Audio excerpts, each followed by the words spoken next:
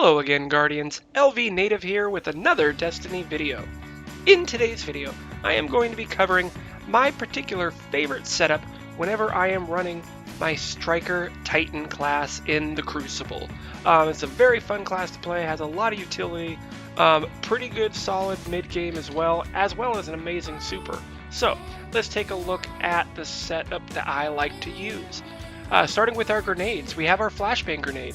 An explosive grenade that disorientates the enemies it touches.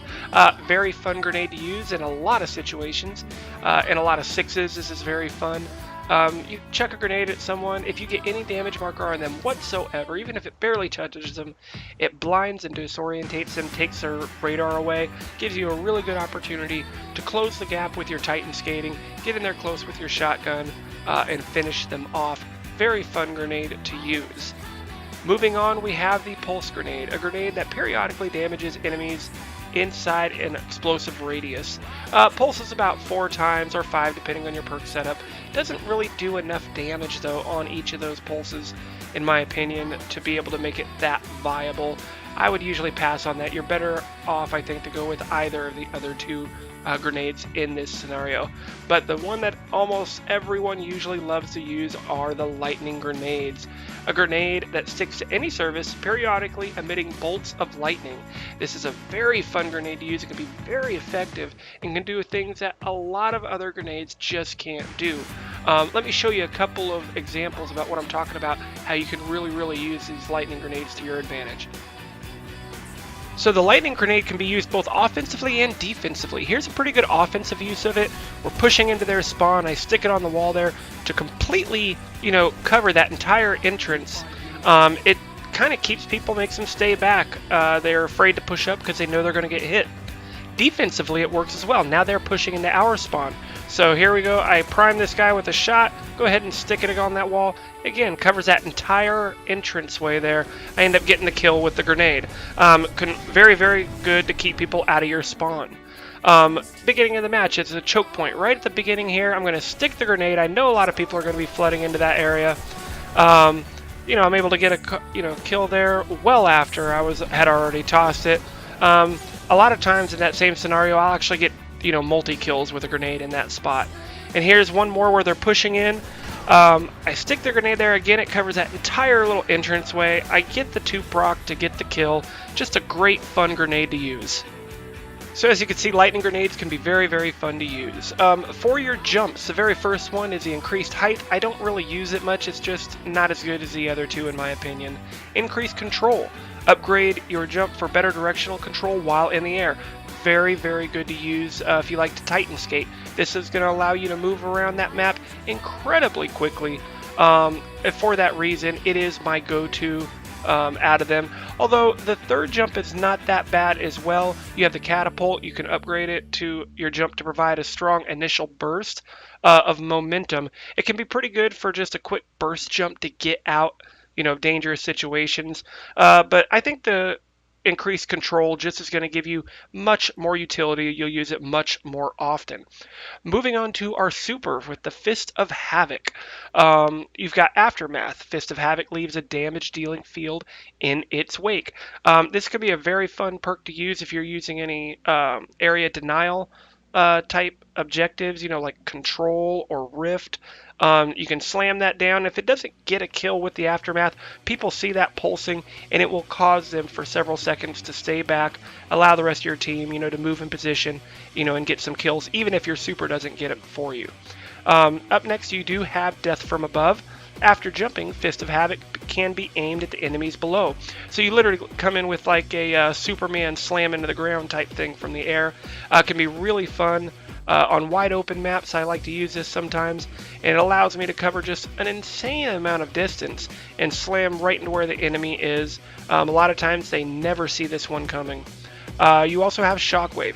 Fist of Havoc unleashes a wave of devastating energy which travels along the ground. This is a lot like the Blade Dancer's super, where you can hit the R2 and fire that bolt of lightning onto the ground. Similar type thing, as long as you even if you miss that Fist of Havoc initial slam, as long as you have it pointed towards them, a lot of times you can get the kill from a pretty long distance. So all of these are pretty good choices. I usually prefer to use Aftermath in most situations, but from time to time I will switch over to the Shockwave, just to have fun with that. But for the most part, Aftermath is what I like to use. For your melee, you have Overload, reduce Storm Fist cooldown. Hits with your Storm Fist have a chance to immediately reset its cooldown. From my playtesting, I have found that about 40% of the time that will proc. When it does, it's pretty nice. You get your melee kill and it'll instantly recharge it. Overall, not a bad perk to use. Then you have Discharge. Hits with the Storm Fist deal an area of effect damage around the target to damage, a lot of nearby enemies. I think this is a really nice perk to use in PvE into large groups of enemies. You can actually deal a decent amount of damage to a big group. I just don't think it's that viable in most PvP situations because you're not going to get the enemy too grouped up. Then you have Amplify. Kills with the Storm Fist significantly reduce the cooldown of your Fist of Havoc. This is by far my favorite choice out of these. If you're using a maxed Intellect Titan, it is going to knock, if you're able to get a Storm Fist kill with Amplify, it is going to knock, I believe it's 55 seconds off of the cooldown for your Fist of Havoc. So, I mean, you're talking almost a minute quicker you are going to get your super back.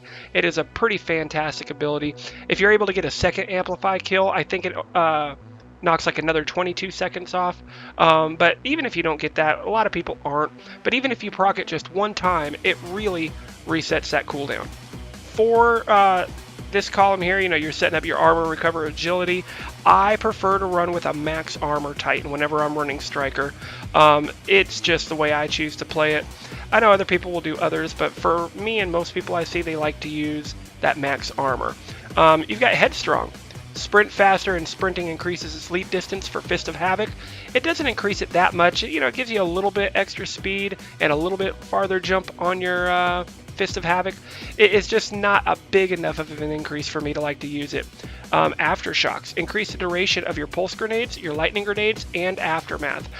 This one I use a lot. It's great utility. It gives one extra pulse for both your lightning grenades, pulse grenades, as well as the aftershocks on your Fist of Havoc if you have that selected. I run with this almost as much as I run with the third one as well. It really just depends on the mood I'm in, my playstyle. It's a really fun one to use. Then you have Transfusion. Kills with the Storm Fist or your Shoulder Charge immediately trigger health regeneration. This can be a lifesaver. A lot of times when you're coming in close to get that shoulder charge, you take some damage. You hit it with the shoulder charge, get the kill, transfusion procs, starts immediately recovering your health, allowing you to stay in there and kill a few more people. Again, just distribute these points as you would like. For me, it's max armor all the way with a Titan almost every single time. It's just too powerful not to. He has such a high, armor rating anyway.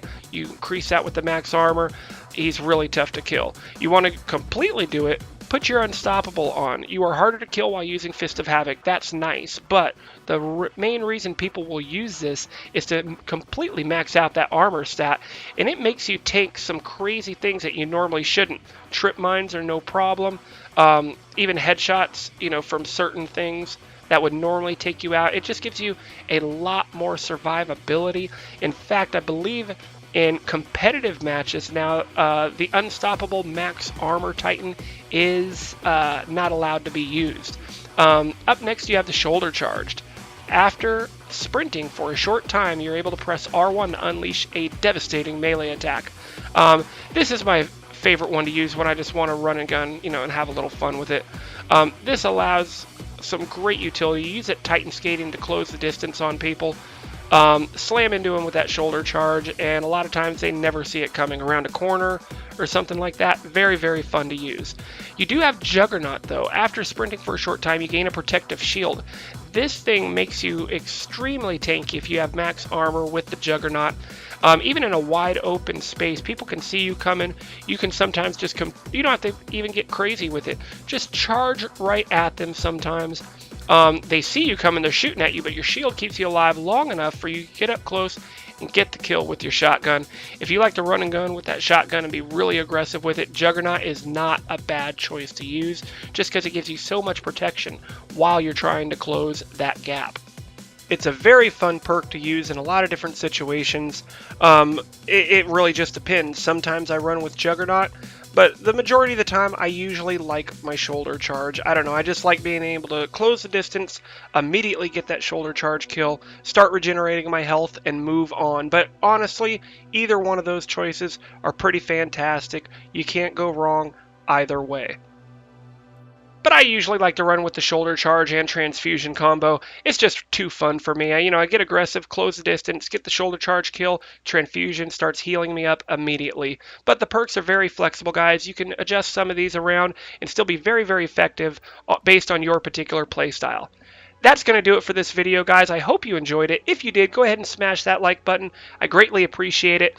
As always, everybody, thank you for watching. This is LVnative, and I will see you in the next one. Hey there, everybody. Thank you so much for watching. Remember, if you like what you saw, drop a like, comment, and subscribe for more videos. Until next time, this is LVnative, and I am out of here.